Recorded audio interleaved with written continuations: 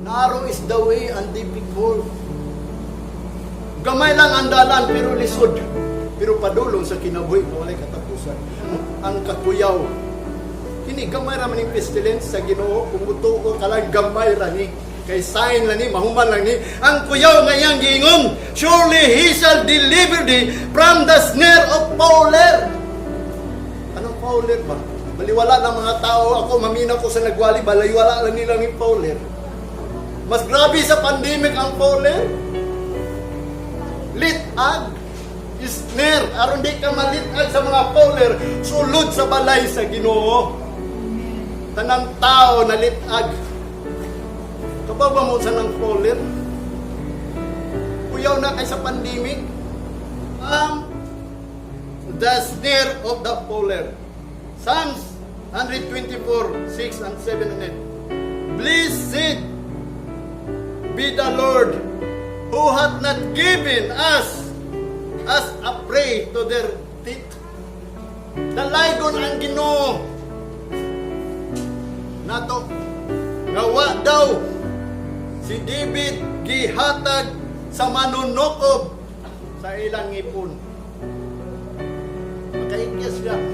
Dalaygon yun ang Ginoo naglikay nako sa mga manunukob sa ilang mga ngipon, sa ilang teeth.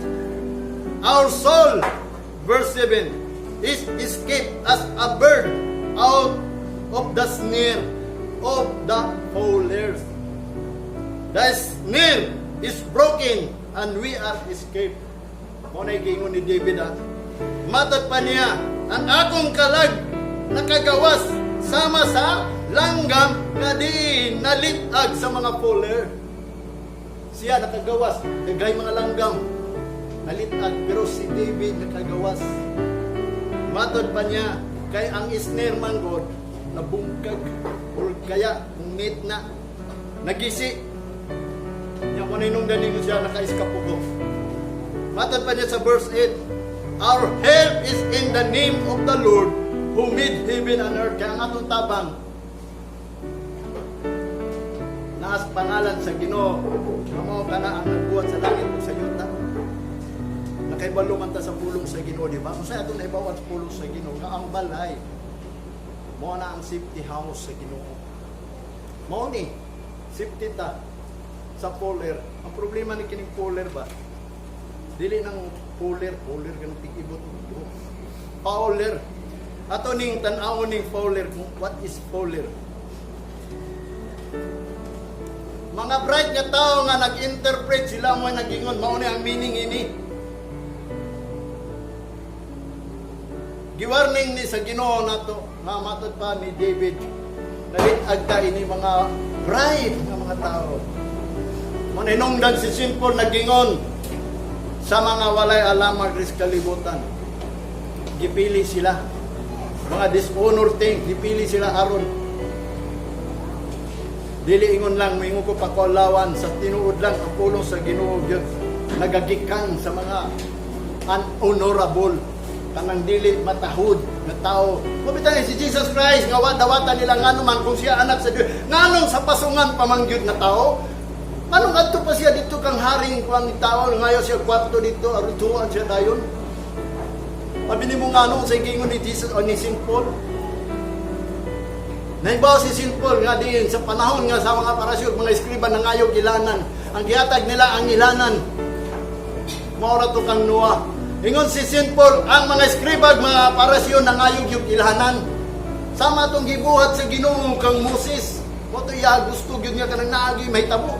Kung si Jesus Christ ba tinuod, kato mga milagro ni Jesus Christ wa sila nakakita. Sama atong verse, miracle of God dito sa Cana kasal. Wa man sila invite ta. Ila man to. Sometimes naglakaw si Kristo katong gihingin na niya mga tanong mga masakit. Although na ay nakakita gagmay ng mga parasyon nga eskriba pero moingon pa gyud nga kana siya gikan ni Satanas. Wa na hinungdan ni ingon si Jesus Christ. Pwede ba din ang balay ni Satanas pawaon niya? Muna nga din sila wala sila kakita sa sign. Huwag sila pakita ang sign. Usa lang ang sign sa unas. Nga din sila dapat magbasol. O niya, ang ipangayo sa mga Grigo Griego man kayo ang nag-una pagsunod kang Kristo. Mga Greek ba? Sa ato sa Pilipinas, si Magellan, nagdala, may tuod kang Kristo. Yang gidala ni Magellan, ang cross, mawala na inoy, ulagway ni Kristo. Mga Griego, kita mga Gentiles ta.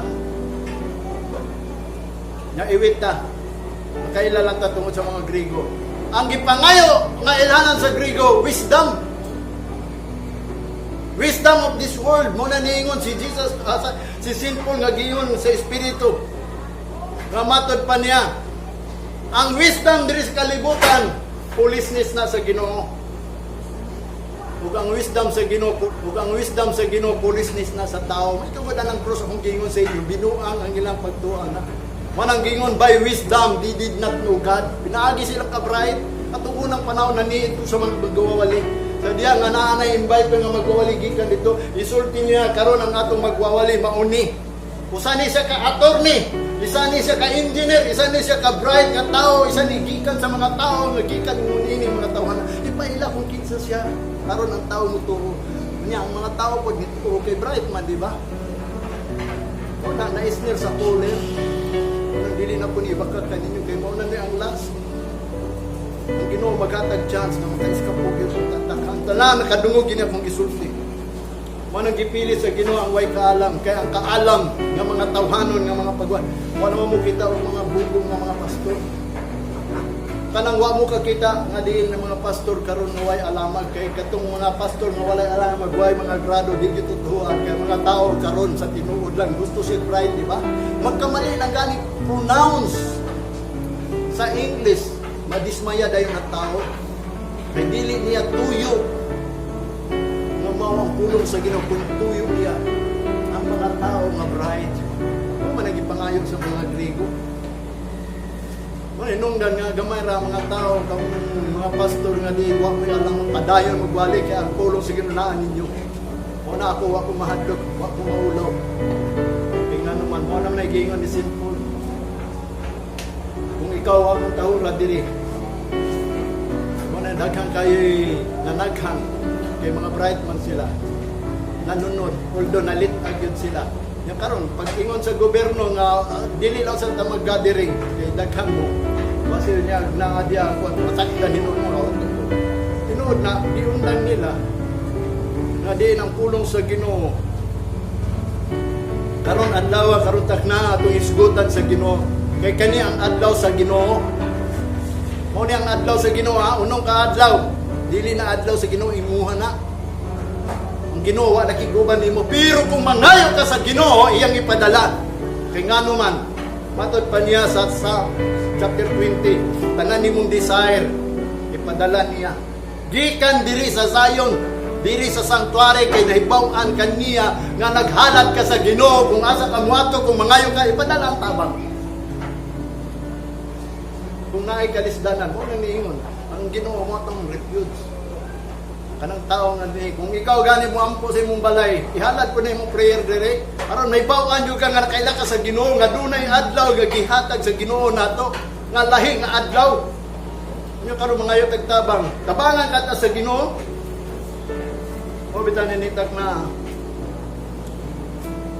noon sigutan ta nang about mga polar nga tao. Nga unta kita mag-iigya sana, dili lang kayo ni pestilence. Sa tinuod lang kini pestilence, wala na gindi. Kaya Ginoo maghatag chance. Mangayo matag chance. Ang gusto sa Ginoo mangayo tag chance. Kanang iyang long suffering na magantos pa siya gamay alang kanato. Kay basig miingon ta, dugay magud mo balik ang Ginoo. Kaning long suffering do na ni time iyang yatag sa tuwa. Ang Peter nagingon, kanang nagingon nga lang ngayon ang Ginoo karon ang long suffering. Ngayong ihatag nato para magrepenta iyan ang i-prove. Pero doon ang time at ang unang panahon ang long suffering sa pagbuhat sa arka ni Noah 120 years. Karon gusto mo mahibaw? Amot lang kung mutuo ba mo ini si Kristo nagsulti ini. Although dili kay specific pero kung ikaw adunay spiritual understanding, di mo masabtan sa ibot pasabot sa Ginoo nga diin kana mubalik na although niingon ang pulong nga diin mismo si Jesus Christ kay nangutana sila kanus aman matapos ang kalibutan kanus aman ka mubalik sa iyang gingon Bisan ang manulunda sa kalangitan, bisan ang anak sa tao, bisan siya daw, wag ipasayod, only ang amahan na. Pero manahinungdan ningon si St. Paul, dili na mo ka kinahanglan pahibawon pa, kay nasayod na mo. Kung sa matong nasayra ang ilahanan, kung mana niyang gingon. Sa tinuod lang ang 2 Peter chapter 5, 3, 9 and 15. Ingon pa niya, the long suffering toward us, not willing that they should perish, any should perish. Na walay gyud matagal, but all comes to repentance. Sa verse 15, sa 2 Peter chapter 3, the long suffering of our Lord is salvation. O sige, tagaan ta niya time. Aron ta maluwas, i-repent na to ang tanan. Manahinungdan kining pestilent, mahingon ko ninyo, this is the last warning to repent. The last sign for His coming. The last visitation of our sin and iniquity and transgression. The last days for preparation. Preparation na ni, mag-prepare na ta. Doon ay gingon dito, be not anxious of nothing. Be careful of nothing. Pagbantay mo sa wala. Basig mingon mo, wala, pero mayroon. Mga tao, nangalagad, mingon, wala. Mingon mo, nga di mo balik ang Ginoo, magpaabot mo, kay nagpasalig ang mga pastor, una mabot ang Great Tribulation, doon ay rapture. Akalan nyo lang yun. Manang giingon, kung mabasahan ninyo pulong sa Ginoo, mabitanan ninyo sa be anxious of nothing. Be careful of nothing. Sa King James, be careful. Sa New King James, be anxious. Kanang anxious ba? Balaka. Ayaw mo ka balaka sa wala. Kanang magkuhan ka ba? Nothing. Wala. Kanang mayroong kaway mahitabo. Kanang bot pasabot. Pagbantay mo ka ng wingog wala. Wingon mo nga din, wala lang ni buot pasabot sa Ginoo kini pandemic. Sa mga tao siguro nga wa kaila sa pulong sa Ginoo, nagpasa sa pulong sa Ginoo, baliwala lang ni. Pero kita, magbantay tayo ni. Nga din sila nagingon wala. Pero mayroon. Ang pulong sa Ginoo dili na mula ba'y kawang kung dili magpabilin din ni. Mo stand yun ni forever. Kung unsay nasulti rin, may sulat. Kung gamay ra ang nakatultol, tungod kay ang tanang tao nga nakaila sa Ginoo, wa sila kabalo. Nga na-snare dahil sila sa poler. Wanang bantayan nato. Wanang ang Ginoo nagatag chance karon. Pangitaan ninyong Ginoo, nga matod pa sa Isaiah, samtang siya kaplagan pa.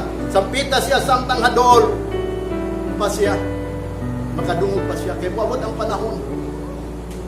Manang gingon, the night cometh when no one can work.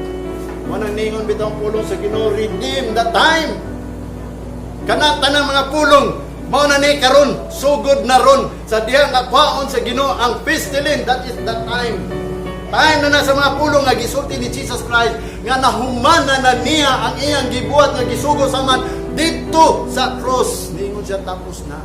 At iyang tanang gisugo. Ang problema, wa lang takabalo ba sa mga gisugo sa Ginoo. Manang pangayon na to ang Ginoo. Pangayon na to sa Ginoo ang long suffering. Although gamay raman ni, pero at least, di ba? Giwarningan ta niya, gisign ta niya, gitagaan ta niya sign. Aron maluwas pa ta. Manang gingon, ang tanang gingon ni Jesus Christ natapos na niya. Muna kita na po'y mutuman ini. Kung atong una, wata nagtuman, baliwala lang nato, mingon lang ta nothing. Pero pagbantay mo na agib na. Gingon niya din sa 1 Corinthians si St. Paul. Chapter 10. Sabi mo sa tinuod kining kalibutan, mingon ang mga Christian, unsa man ni? Unsa may naa ni? Pero naningkamot di ay. Man hinungdan maglugos ta nagduol sa Ginoo kay ngano man na na kuha na nato, na-spend na nato ang time dis kalibutan. Nga halos di na nato maminaw sa pulong sa Ginoo, sa gisulti sa Ginoo. Kung ang hinungdan, mingon ta, wala, pero mayroon. Kay nga naman tungod dis kalipayan. Although nito uta, kaniadto pa. Nagdasig ta, nag-init ta, kay nga naman ang Ginoo gayon, nahigugma na to. Pero karon sa tinuod lang nangabugnaw na ta. Kay nga naman, dugay manggod. O karon, naghatag nagsahin ang Ginoo.